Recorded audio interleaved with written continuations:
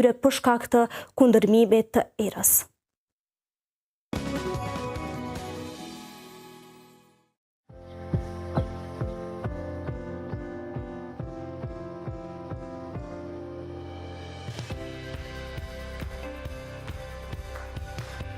Ujërat e zeza janë të pranishme kudo, këtu në rrugën Hajdar Dushi në kryeqytet.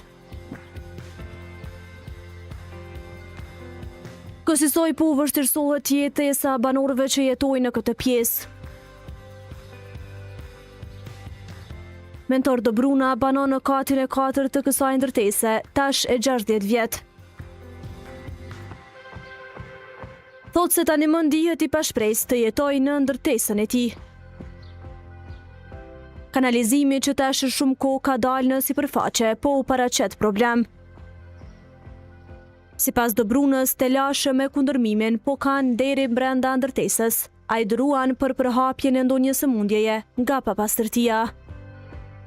Komuna ka vendosur me investu në rrugën Regje Pluci, pa pëlqimin e banorëve, domethënë, banorë rezident, cilët kemi kundërshtuar atë projekt në mënyrën si është bo, po të shohim si do të vazhdojnë tutje punimet në lagje, po që është probleme që paralel, domethënë, në rrugën Regje Pluci, këtu jemi rrugën Hajdar Dushi, po objekti jonë, domethënë, një pjesë e ka në rrugën Hajdar Dushi, po nuk kemi qasjen këtë rrugë.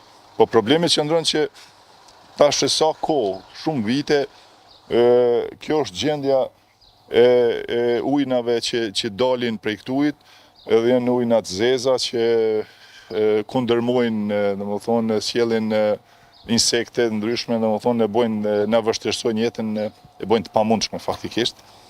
Edhe si pasojë kësaj, domethënë, edhe kanalizimi të jashtëm që është në këtë rrugë, edhe i cili është në disnivel me podrumet që i kemi na, domethënë, kretë këto fekaljet edhe ujnat, domethënë, na kthehen në podrume, edhe momentalisht podrumet janë të mbushura me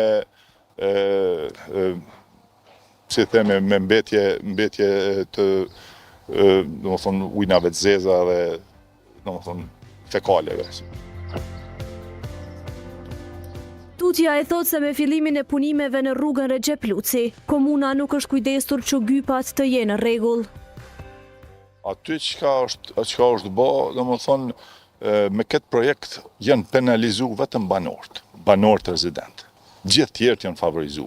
Mas shumë të janë favorizu këto bizniset, është fakt që ato tendat që kanë qenë, e cilat mund të themi që mujmë i pa veç për vendet afrikane ndoshta edhe as atje jo Kandahar ose ku t'i them së përmendim emra, po ajo ka qenë një domosdoshmëri me u largu ato tenda, po jo me u penalizu na, në këtë mënyrë që është të zhvillu projekti, domethënë, hapësira e cila ka qenë e gjelbrune, kam dëgjuar në një prononcim të kryetarit thotë që do t'ja u kthejmë qytetarëve hapësirat publike, domethënë, në vërtet ajo nuk ka ndodhur, nuk po ndodh për shkak se mund të shihni prej nëse bëni një vizitë, një shiqim, një incizim aty që ajo është beton, domethënë, krejt, e cilat janë bo pa kurfar konsultimi me ne si banorë që jetojmë këtu edhe përballem çdo ditë me këto problemet që i kemi, domethënë, momentalisht.